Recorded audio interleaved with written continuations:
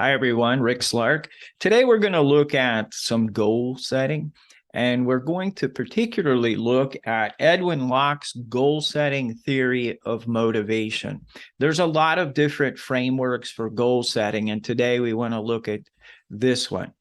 So, who was Edwin Locke? Edwin Locke was the university professor at the University of Maryland and spent most of his career in this area of goal setting and the motivation behind it. He created a framework or a theory that is recognized as one of the most significant business features in the world today. So let's take a look at the very simple process. And let me just share my screen here. We will get at it. All right. So let's look at what he decided to do in this area. Edwin Locke's path of motivation, or chain of motivation, as some people call it, begins with the thought that all of our goals and all of that begins with our personal values. Things that we have read, people that we have met and interact with, our culture, our environment, all of those things form personal values. And it's out of those personal values that we create emotions and desires are birthed within us to accomplish something or to do something or to behave passionately or act in a certain way. So out of those emotions and desires, then goals are established. And as we work through these goals, we begin to set actions and say that to accomplish these goals, we have to do these steps.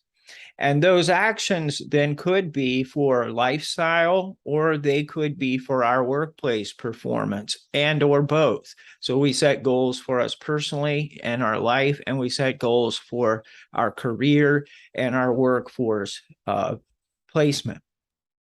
Out of that, then, consequences come because of our behavior and the actions that we have established in either one of those places that I mentioned.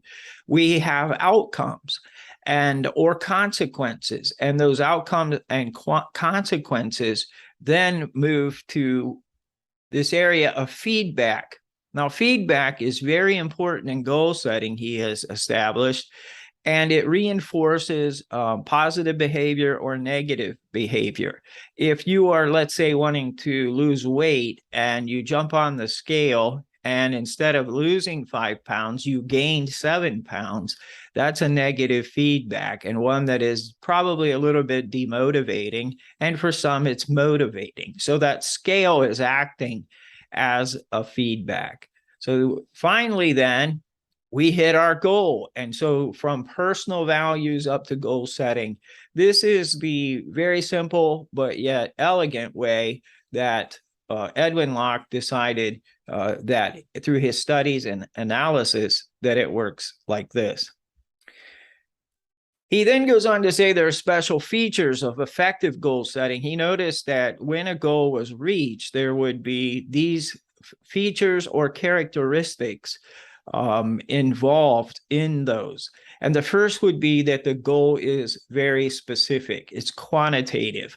There is a time period. There is a measurable factor in it. You can't just say, I want to lose weight. You say, I want to lose 10 pounds by the end of the year. And that helps then to solidify that goal and make it a little bit more realistic. So specific is very, very important. So look at your goals and ask yourself, are they specific? Is there a numeral or a date or something that quantifies it? The second thing is they need to be challenging. There has been going around for several years this big, hairy, audacious goals. And so it has to be something that's challenging to the person, or they will not probably continue to accomplish it. Thirdly, there needs to be an owner commitment. If the owner does not commit to the goal and have a passion and a real desire to accomplish it, it probably won't happen. A side note, if you're a manager and you're setting goals for another person, let's say your staff or your team, you will want to make sure at this point that they have some involvement in the goal setting, because if you just set a goal for someone, it's going to be very difficult for them without any buy-in to accept it. The fourth one is it needs to be public. So there needs to be an announcement of this goal, that this is something I'm trying to accomplish. And I just wanted you to know about that. I wanted to make this public. And this seems to be a very important feature in the success of effective goal setting, that you allow somebody to know that there is, you're trying to accomplish this. Piggybacking off of owner commitment is owner control. If I have a goal placed upon me and I have no control of the outcome, then I'm not going to be very successful at it. I have to have not only buy-in on the commitment, but I have to have the ability to control some of the outcome.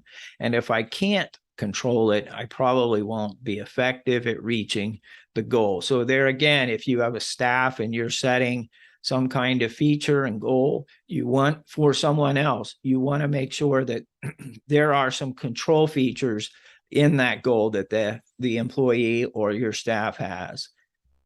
And then finally, and I mentioned this earlier, is accurate feedback. We talked about that scale being an important function of goal setting effectiveness. And if you are setting goals, you want to make sure that you accurately and consistently keep your team informed of how they're doing and the progress they're making or not making. Very important that you have this accurate feedback. If you have any questions, you can reach me at rick@slarkconsultinggroup.com, and we'll talk more about goal setting. Thank you for listening.